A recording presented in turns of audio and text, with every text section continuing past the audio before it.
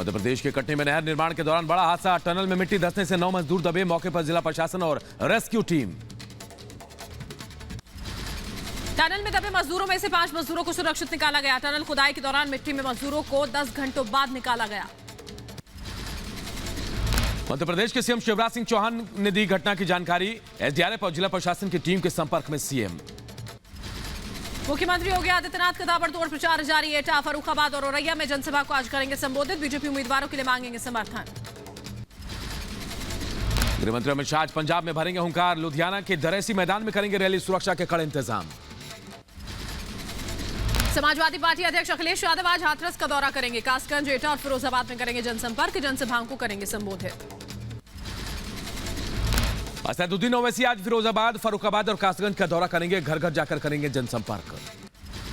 देवबंद में सीएम योगी का बयान का। देवबंद में कुछ लोगों में तालिबान के नाम पर कुछ ज्यादा ही गर्मी आ गई है, लेकिन मैंने तो गर्मी शांत करने के लिए यहां पर पहले ही एटीएस का सेंटर दे दिया है। लोगों में तालिबान के नाम पे कुछ ज्यादा ही गर्मी आ रही थी, तो ये गर्मी शांत करने के लिए पहले ही एटीएस का सेंटर यहां दे दिया है। मध्य प्रदेश के मुख्यमंत्री शिवराज सिंह चौहान आज 2 अलग अलग विधानसभा में जनसभा को संबोधित करेंगे। जलालपुर और अकबरपुर में बीजेपी के लिए मांगेंगे समर्थन। कांग्रेस महासचिव आज पंजाब में चुनाव प्रचार करेंगे। डेरा बस्सी में डोर टू डोर जाकर समर्थन मांगेंगे। वहीं कोटकपुरा में एक जनसभा भी। यूपी के सीतापुर में बीजेपी और एसपी के प्रत्याशी आपस में भिड़े। दोनों पक्ष के दर्जनों लोग घायल। बीएसपी प्रत्याशी और सपा के पूर्व विधायक अजीम भाई ने लोगों से अपील की। कहा बीजेपी के पुल पर वोट डालें। सोशल मीडिया पर वीडियो वायरल। हिजाब से शुरू हुई सियासत अब जींस और शॉर्ट तक पहुंची। हिजाब को लेकर मौलाना तौकीर रजा ने एक बार फिर विवादित बयान दिया। हिजाब से उन्हें आपत्ति तो घूंघट से क्यों नहीं, जींस और शॉर्ट्स पहनने पर भी ऐतराज जताया। कि सड़क पर जो लड़की अर्धनग्न कपड़े पहन के निकलती है, क्या उसको उस पर जो नजरें पड़ती हैं, क्या वो लोग उसको बहन या बेटी की निगाह से देखते हैं? यूपी में थमा दूसरे चरण के दंगल के लिए प्रचार का शोर। कल यूपी के 9 जिलों की 55 सीटों पर होगा मतदान। यूपी, उत्तराखंड और गोवा में भी थमा चुनाव प्रचार। कल उत्तराखंड, गोवा सहित यूपी के दूसरे चरण की 55 सीटों पर वोटिंग। तीसरे चरण के लिए इलेक्शन कमीशन ने 50% क्षमता के साथ रैली को इजाजत दी। यूपी चुनाव में पूर्वांचल को साधने के लिए बीजेपी का मेगा प्लान। 3 से 5 मार्च तक अपने संसदीय क्षेत्र वाराणसी में रहेंगे पीएम मोदी। रोड शो और रैली की तैयारी। उत्तराखंड के चुनावी रण में पीएम मोदी के हुंकार। रुद्रपुर में बोले जनता का हुजूम बता रहा है कि उत्तराखंड में बीजेपी की सरकार बन रही है। इतनी बड़ी मात्रा में यहां आए हो, मैं आपका हृदय से बहुत बहुत आभार व्यक्त करता हूं। पीएम का कांग्रेस पर हमला। कहा कांग्रेस ने दशकों तक पहाड़ के लोगों को बुनियादी सुविधाओं से वंचित रखा, पलायन के लिए मजबूर किया। पलायन यही एक मुख्य मुद्दा रहा। पलायन पलायन पलायन। ये चुनाव वैक्सीन के बहाने पीएम ने कांग्रेस पर हमला किया। कहा वैक्सीन ने लोगों की जान बचाई, लेकिन कुछ लोगों ने स्वदेशी वैक्सीन को बदनाम किया। यही लोग हैं जिन्होंने वैक्सीनेशन अभियान के दौरान भारत की वैक्सीन को लगातार बदनाम किया, लगातार बदनाम किया। पीएम ने कहा कोरोना काल में डबल इंजन की सरकार ने उत्तराखंड में विकास को रफ्तार दी, गरीबों की चिंता भी की। आज उत्तराखंड में पर्यटन, रोजगार फिर से पटरी पर लौटने लगा है। उत्तराखंड के टिहरी में यूपी सीएम योगी आदित्यनाथ की जनसभा। देवभूमि में जनता को किया संबोधित। उत्तराखंड में 14 फरवरी को होना है चुनाव। योगी आदित्यनाथ ने कहा उत्तराखंड में बीजेपी की सरकार बनना जरूरी। यूपी में माफिया पर बुलडोजर चल रहा है। हमारे बुलडोजर में चिप लगी है जो माफिया को ढूंढ लेती है। और भारतीय जनता पार्टी की सरकार उत्तराखंड में नहीं होगी तो ये जितने माफिया और अपराधी हैं सब उत्तराखंड में शरण लेकर के यहाँ तबाही मचाएंगे। अपने संबोधन में माफिया पर भी खुलकर बोले योगी आदित्यनाथ। कहा माफिया को कांग्रेस ने शरण दी। यानी माफिया और कांग्रेस का संबंध कैसे है? चोली दामन का संबंध जैसे होता है ना, ऐसे ही इनका संबंध है। सीएम योगी ने कांग्रेस पर किया करारा हमला। बोले भाई बहन कांग्रेस को डुबो रहे हैं, डूबते जहाज को छोड़ देना चाहिए। कांग्रेस तो पूरे देश के अंदर डूब रही है, और जहां थोड़ा उसका वजूद था भी, वहां पे डुबोने के लिए दोनों भाई बहन पर्याप्त हैं, किसी तीसरे की आवश्यकता ही नहीं होती। सीएम योगी ने जनसभा को संबोधित करते हुए कहा कि उत्तराखंड में पर्यटन की काफी संभावनाएं हैं, पर्यटन बढ़ेगा तो रोजगार भी बढ़ेगा।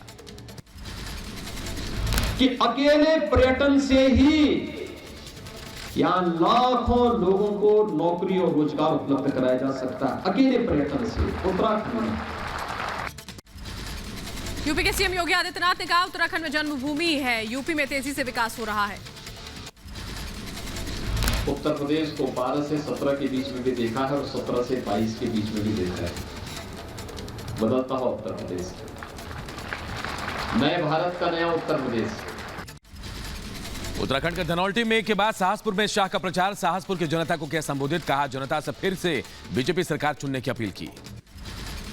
साहसपुर में अमित शाह का रोहिंग्या प्रहार, उत्तराखंड के पहाड़ों पर रोहिंग्या को घुसाने का लगा आरोप, कहा यह तुष्टीकरण की राजनीति कांग्रेस ने शुरू की। कांग्रेस पार्टी ने शुरू की है और उत्तराखंड के पहाड़ों पर अब रोहिंग्या दिखना शुरू हो गए हैं। मित्रों, रोहिंग्या मुस्लिमों को घुसाने का काम। अमित शाह ने 70 साल को लेकर साधा निशाना, प्रियंका पर कसा तंज, कहा प्रियंका बहन आपको तो आपकी चौथी पीढ़ी है, हर पीढ़ी में एक काम करते तो हमारे लिए कोई काम नहीं बचता। मैं उनको पूछना चाहता हूं, प्रियंका बहन आपकी तो चौथी पीढ़ी है, हर पीढ़ी में एक एक काम करते ना तो हमारे लिए कोई काम नहीं बचता, आज तक क्यों नहीं किया?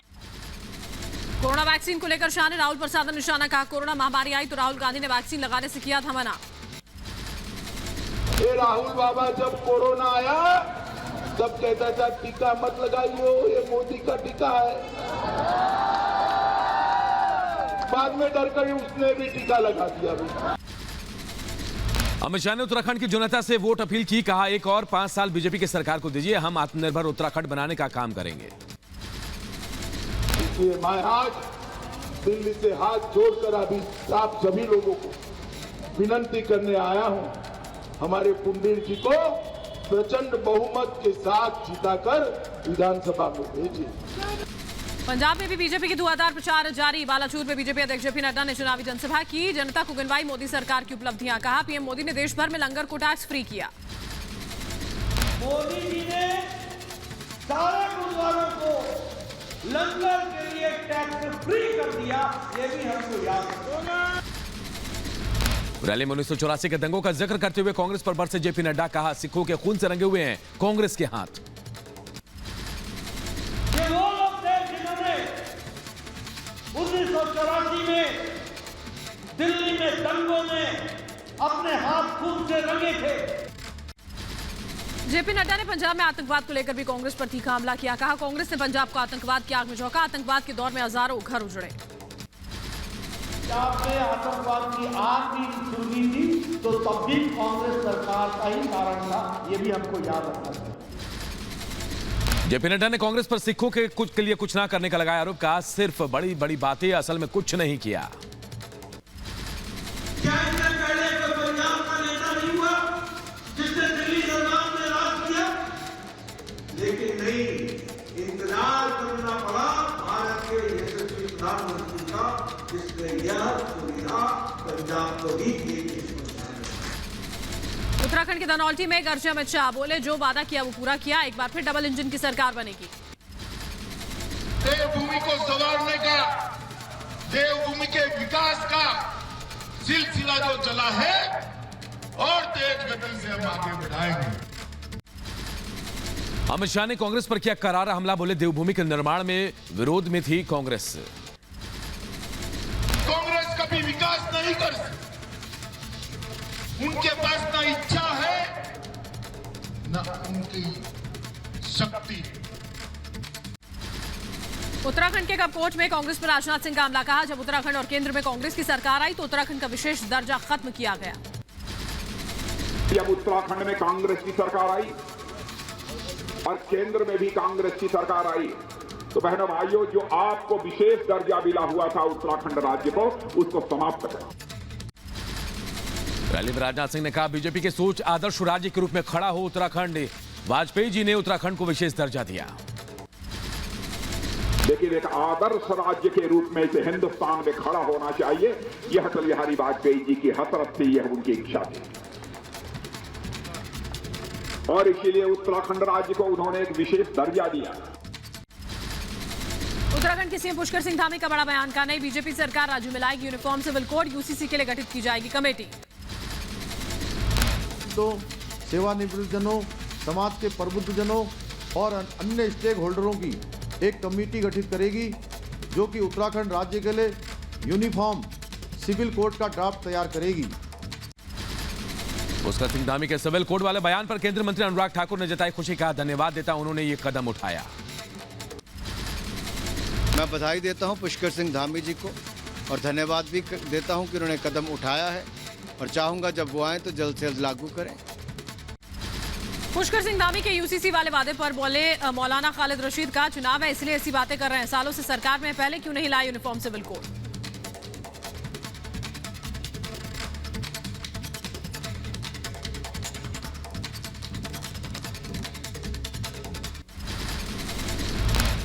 यूनिफॉर्म सिविल कोड क्यों नहीं लागू कर पाए और at the time of election इस तरीके की बयानबाजी पिछले कई सालों से मुसलसल होती आ रही है। पुष्कर सिंह धामी के यूसीसी वाले बयान पर राजद नेता मनोज झा का पलटवार। कहा ऐसे विचार चुनाव के समय आ रहे हैं उनको। सीएम धामी को नौकरी पर मचे हाहाकार, भुखमरी शून्य पर पहुंचे, सामाजिक सौहार्द पर बात करनी चाहिए।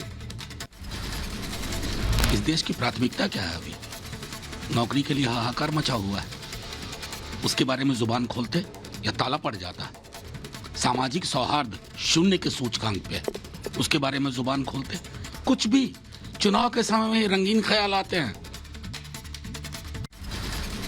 उत्तराखंड के सीएम के यूसीसी वादे के समर्थन में बीजेपी प्रवक्ता प्रेम शुक्ला ने कहा समान नागरिक संहिता बीजेपी का संकल्प, इसे साकार किया जाएगा।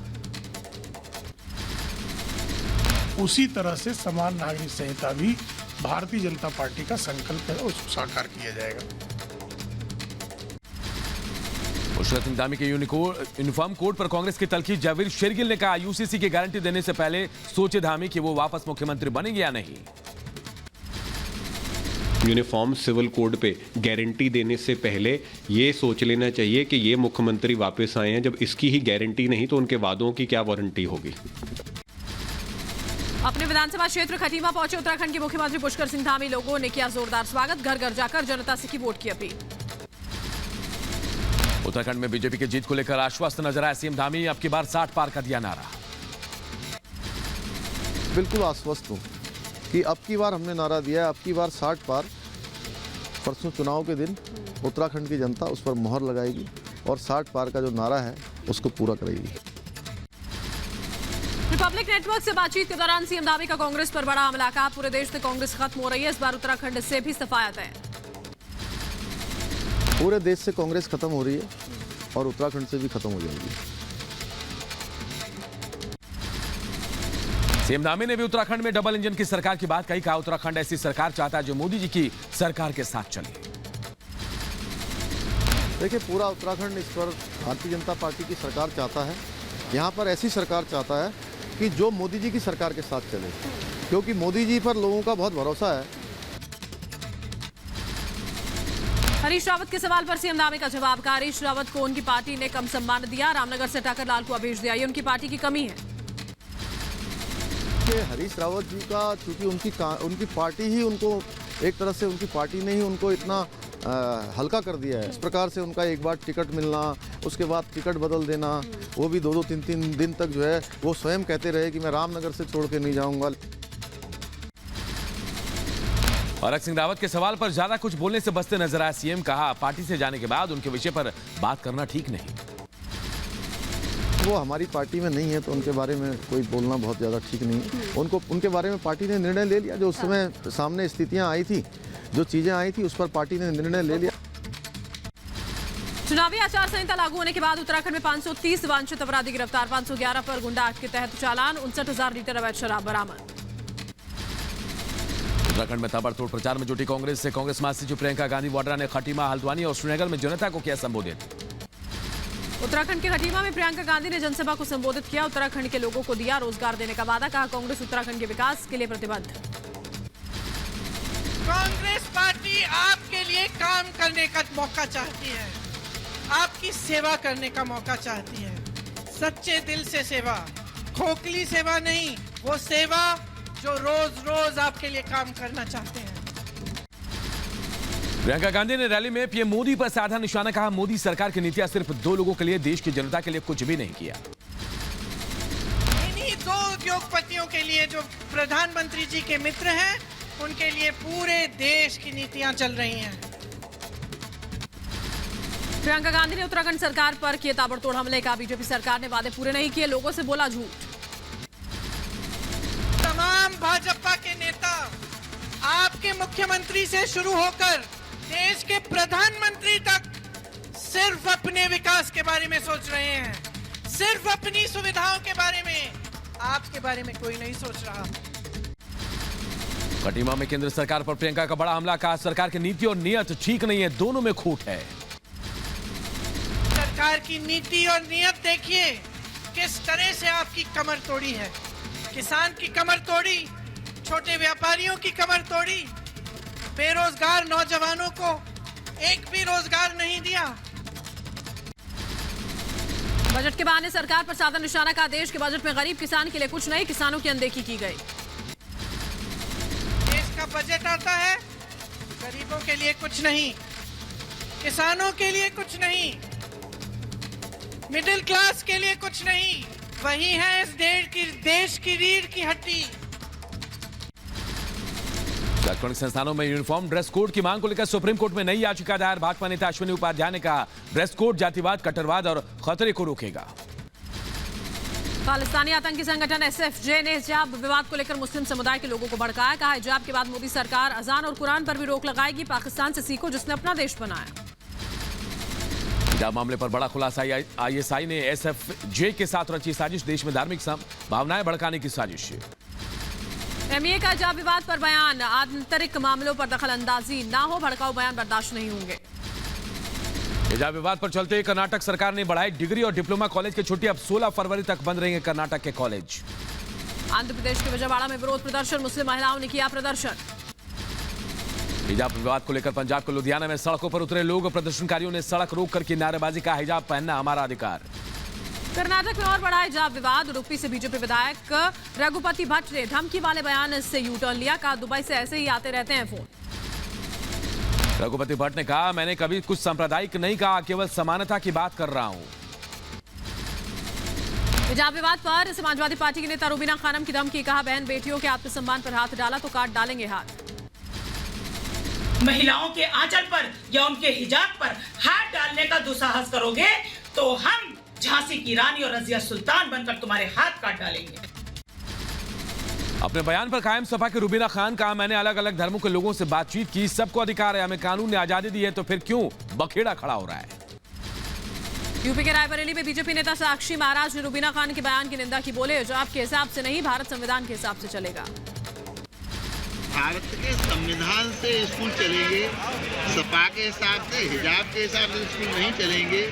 मुझे लगता है कर्नाटक सरकार ने जो निर्णय लिया है वो प्रदेश की सभी सरकारों को निर्णय लेना चाहिए, स्कूल को कम से कम हिंदू मुसलमान से बचाना चाहिए। रुबीना के बयान पर बीजेपी प्रवक्ता शहजाद पूनावाला का हमला, कहा जब मामला अदालत में है तो तालिबानी फरमान क्यों। हिजाब विवाद पर असदुद्दीन ओवैसी ने किया सवाल, कहा राइट टू प्राइवेसी है कि नहीं, बेटियों को बढ़ने का मौका दीजिए। वो पढ़ रही है ना, मोटरसाइकिल पर आती है कॉलेज को, तो पढ़ने का मौका दीजिए, इनको पनपने का मौका दीजिए, भारत को मजबूत करेंगे। शुक्रिया। हिजाब विवाद पर गिरिराज सिंह का तीखा हमला, कहा माहौल खराब करने के पीछे कट्टरपंथी भारत को बनाना चाहते इस्लामिक स्टेट। ये कुछ लोग देश में माहौल खराब करके शरीयत कानून को लागू कराना चाहते हैं। हिजाब विवाद पर बोले मुख्तार अब्बास नकवी, कहा यह ताकतें देश को विकास से रोकना चाहती है, बहुत खतरनाक साजिश। हिजाबी हुड़दंग है और तालिबानी हिस्टीरिया है, वो इतने बड़े समाज को प्रोग्रेस की मेन स्ट्रीम से आइसोलेट करना चाहती हैं। देश जो है वो संविधान से चल रहा है ना, आप ही कह रहे हो संविधान संविधान संविधान, ये शरीयत से चलेगा। हिजाब विवाद पर कांग्रेस और ओवैसी को जगदंबिका पाल की नसीहत, कहा पाकिस्तान जिस तरह से देश में अस्थिरता फैला रहा है उसके शिकार तो ना हो। या ओवैसी को या जिस तरीके से जो फिरका परस्त लोग हैं साइड बना करके अस्थिरता पैदा करना चाहता है, तो उसके शिकार तो न हो कम से कम।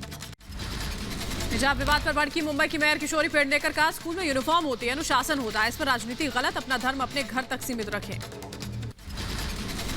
वही स्कूल का एक नियम है, वही स्कूल का एक रूल होता है कि यूनिफॉर्म होना चाहिए, और यूनिफॉर्म से स्कूल की यूनिटी दिखती, ताकत समझती है।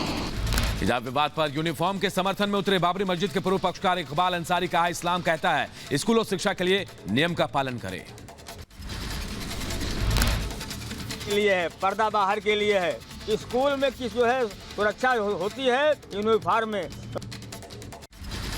केस पर डिप्टी सीएम केशव प्रसाद मौर्य का सपा परिवार का उन्नाव, सपा के चरित्र का प्रदर्शन, अपराधियों का करती है संरक्षण, 5 सालों में लगातार सपा के गुंडों के खिलाफ हुई कार्रवाई। प्रदेश में त्राहिमाम मचा हुआ था 2012 से 2017 तक, लेकिन उनके गुंडे और अपराधियों के खिलाफ 5 वर्षों में बहुत कार्रवाई की गई। 2012 से 17 तो ट्रेलर था, असली फिल्म उनको 10 मार्च 2022 के बाद। यूपी चुनाव के दूसरे चरण के लिए चुनाव में सहारनपुर पहुंचे केंद्रीय मंत्री पीयूष गोयल, जनता से बीजेपी के लिए वोट की अपील की। सहारनपुर के बीजेपी प्रत्याशी के लिए प्रचार करने पहुंचे केंद्रीय मंत्री सत्यपाल सिंह, राजीव बगुम्बर के समर्थन में गंज बाजार में लोगों से की वोट अपील। मिशन यूपी में जुटे समाजवादी पार्टी के अध्यक्ष अखिलेश यादव, बदायूं और शाहजहांपुर में अखिलेश ने की चुनावी जनसभा। समाजवादी पार्टी ने चुनाव के लिए कसी कमर, अखिलेश की चुनावी सीट करहल में शिवपाल यादव का चुनाव प्रचार, अखिलेश के लिए मांगे जनता से वोट।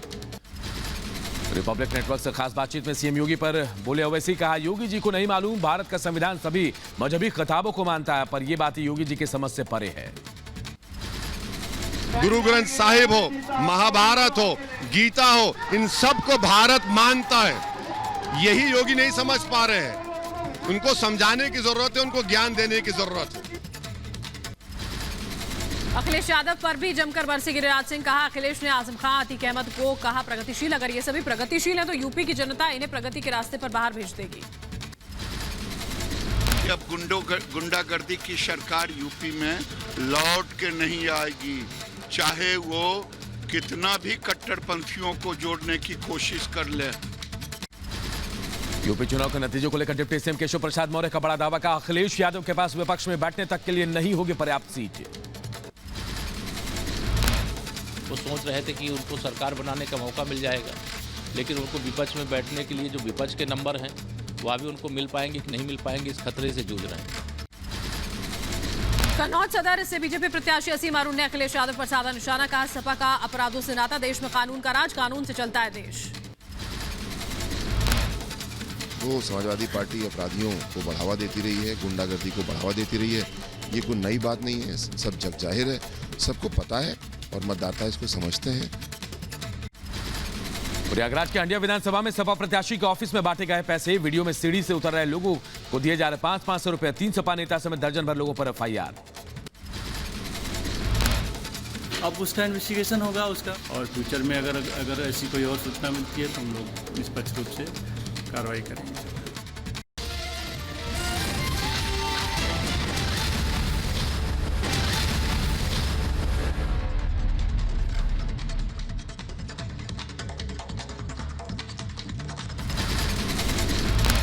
बीजेपी नेता राजेश्वर सिंह का समाजवादी पार्टी पर हमला, का सपा की सामने आई कोर्ट, वोट के लिए बांट रहे हैं नोट, साइकिल की हवा निकल चुकी है। यूपी में कांग्रेस के एक और पोस्टर गर्ल ने थामा बीजेपी का दामन, कांग्रेस नेता पल्लवी सिंह बीजेपी में शामिल। यूपी के संभल में एआईएमआईएम चीफ ओवैसी ने किया प्रहार, बोले आपने वोट दिया लेकिन विकास नहीं हुआ। संभल विधानसभा की तरक्की के लिए, संभल विधानसभा के अहमियत के लिए आपको अब की बार मजलिस इत्तेहादुल मुस्लिमीन के उम्मीदवार के हक में वोट दें। यूपी के सीतापुर में आपस में बड़े बीजेपी और सपा के प्रत्याशी, लाठी डंडों के साथ हुई मारपीट में लगभग आधा दर्जन लोग घायल। यूपी के रायबरेली में चुनाव प्रचार के लिए पहुंचे साक्षी महाराज, ऊंचाहार में बीजेपी प्रत्याशी के समर्थन में जनसभा। यूपी के बदायूं में पार्टी के खिलाफ बोलते नजर आए सपा प्रत्याशी हाजी रईस। वायरल वीडियो में कहा, सपा ने जिस तरह से देश प्रदेश और जिले को बर्बाद किया वो किसी से छिपा नहीं। यूपी के संबल में सपा विधायक और प्रत्याशी पिंकी यादव को दिखाए गए काले झंडे। एमआईएम के कार्यकर्ताओं ने जमकर की नारेबाजी। गाजीपुर के मोहम्मदाबाद में विधायक अलका राय ने किया बीजेपी ऑफिस का शुभारंभ। कहा, अपराधियों और अपराध के खिलाफ है हमारी चुनावी लड़ाई। गोवा में चुनाव कांग्रेस का चुनाव प्रचार। कांग्रेस नेता पी चिदंबरम ने किया door to door campaign. Dinesh Gundu Rao और इवान डिसूजा भी रहे मौजूद। बीजेपी पंजाब लोक कांग्रेस और श्रोमणी अकाली दल गठबंधन ने जारी किया घोषणा पत्र। हरदीप सिंह पुरी ने कहा, स्थिर हाथों में होनी चाहिए राज्य की सत्ता। आपके मुख्यमंत्री पद के उम्मीदवार भगवंत मान से रिपब्लिक नेटवर्क की खास बातचीत। सीएम चन्नी पर लगाया गरीब कार्ड खेलने का आरोप। कहा, कार्ड खेलना जारी रखें चन्नी, क्योंकि हारने के बाद आने वाले 5 साल तो ताशी खेलेंगे। पंजाब के धूरी में आम आदमी पार्टी का चुनावी प्रचार। पंजाब में आपके मुख्यमंत्री उम्मीदवार भगवंत मान ने रोड शो किया। पंजाब विधानसभा चुनाव से 8 दिन पहले फिर बीजेपी में शामिल हुए विधायक बलविंदर सिंह लारी पिछले 45 दिनों में 3 बार बदल चुके हैं पार्टी। प्रधानमंत्री मोदी की पंजाब रैली के खिलाफ बड़ी साजिश। आतंकी संगठन एसएफजे का भड़काऊ वीडियो वायरल। एसएफजे ने लोगों को प्रदर्शन के लिए उकसाया। सिख फॉर जस्टिस ने पुलिस से कहा, किसानों को उन जगहों पर विरोध प्रदर्शन करने से ना रोकें जहां पीएम चुनावी रैलियां करने वाले हैं। पंजाब के किसान संगठनों ने किया पीएम मोदी के पंजाब दौरे का विरोध करने का ऐलान। केंद्र सरकार से एमएसपी पर गारंटी कानून लाने की मांग। कांग्रेसी सांसद रवनीत बिट्टू पर तरुण चुग का पलटवार। बोले, बिट्टू का बयान कांग्रेस की मानसिकता को दिखाता है। षड्यंत्रकारी मानसिकता को दिखाता है। ये साफ दिखाता है कि किस तरह पंजाब दौरे के दौरान एक खूनी षड्यंत्र, जान से मारने का षड्यंत्र रचा गया था। बेरोजगारी को लेकर राहुल गांधी का मोदी सरकार पर हमला। कहा, बेरोजगारी की वजह से आत्महत्या बढ़ी है। पश्चिम बंगाल में निकाय चुनाव के लिए वोटिंग। विधाननगर, आसनसोल, सिलीगुड़ी और चंदन नगर निगमों के लिए मतदान 14 फरवरी को होगी। चारों नगर निगमों के लिए मतगणना। पश्चिम बंगाल के आसनसोल में नगर निगम चुनाव में बीजेपी ने लगाया धांधली के आरोप। बीजेपी ने टीएमसी पर लगाया गड़बड़ी के आरोप। बीजेपी नेता अनिबान गांगुली ने टीएमसी में फूट की बात कही। कहा, टीएमसी की अंदरूनी परिस्थिति बहुत खराब।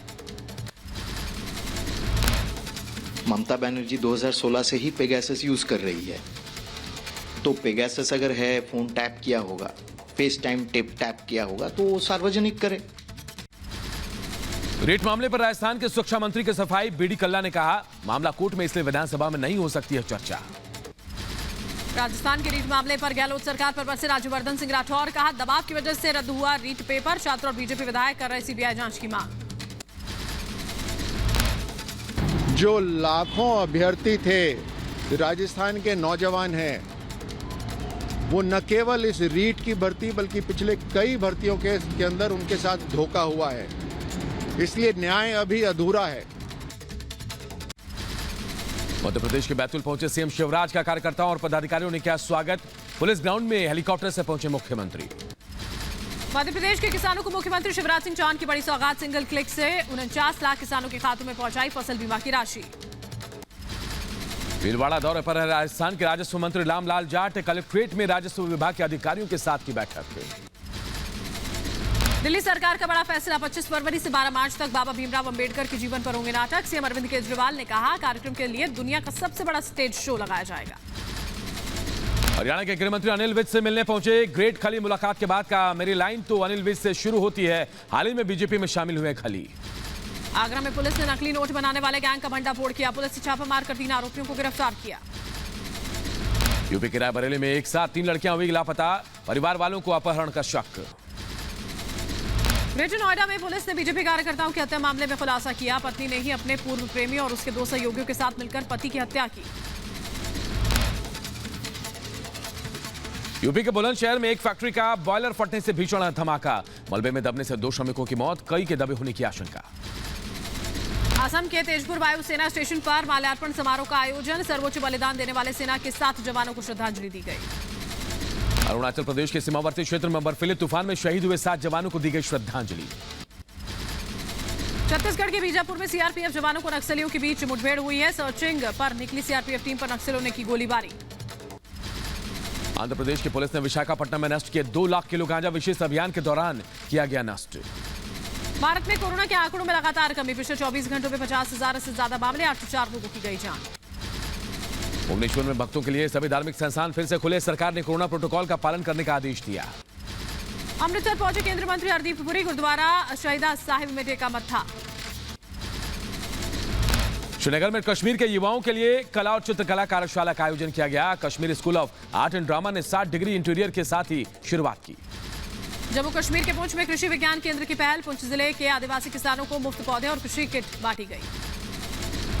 कोच्चि में मच्छरों के प्रकोप से अकेले लड़ रहे हैं 62 साल के पीपी जैकब। हर रोज मॉर्निंग वॉक के दौरान खुली नाली और नालों पर छिड़कते हैं कीटनाशक। अमेरिकी विदेश मंत्री एंटनी ब्लिंकन से मिले विदेश मंत्री एस जयशंकर। बैठक के दौरान अमेरिका और भारत के द्विपक्षीय संबंधों समेत रूस और यूक्रेन संकट के मुद्दों पर भी हुई चर्चा। यूक्रेन के मुद्दे पर बाइडेन और पुतिन के बीच हुई बात। यूक्रेन को लेकर करीब 1 घंटे से ज्यादा समय तक फोन पर हुई बातचीत। अमेरिकी राष्ट्रपति जो बाइडेन ने दी पुतिन को यूक्रेन पर हमले की गंभीर कीमत चुकाने की चेतावनी। पुतिन से बातचीत में बाइडेन ने कहा कि रूस अगर यूक्रेन पर हमला करता है तो अमेरिका भी जवाब देगा। यूक्रेन की सीमा को रूसी सैनिकों ने घेर कर शुरू किया सैन्य अभ्यास। यूरोप और पश्चिमी देशों में तेज हुई हलचल। यूक्रेन सीमा को रूसी सैनिकों ने तीनों ओर से घेरा। सीमा पर 500 से ज्यादा टेंट्स लगाए गए। अमेरिका ने अपने नागरिकों से यूक्रेन से तुरंत लौटने की अपील की। अमेरिका के राष्ट्रपति जो बाइडेन ने कहा, हम हालात पर नजर बनाए हुए हैं।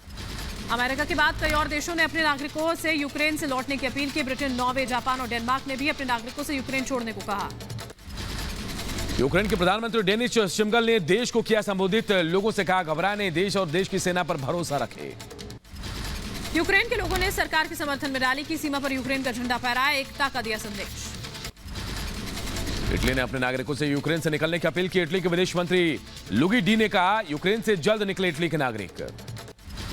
यूक्रेन संकट के बीच जो बाइडेन ने 3000 अमेरिकी सैनिकों को भेजा पोलैंड। नाटो सहयोगियों के प्रति प्रतिबद्धता दर्शाते हुए भेजी गई टुकड़ी।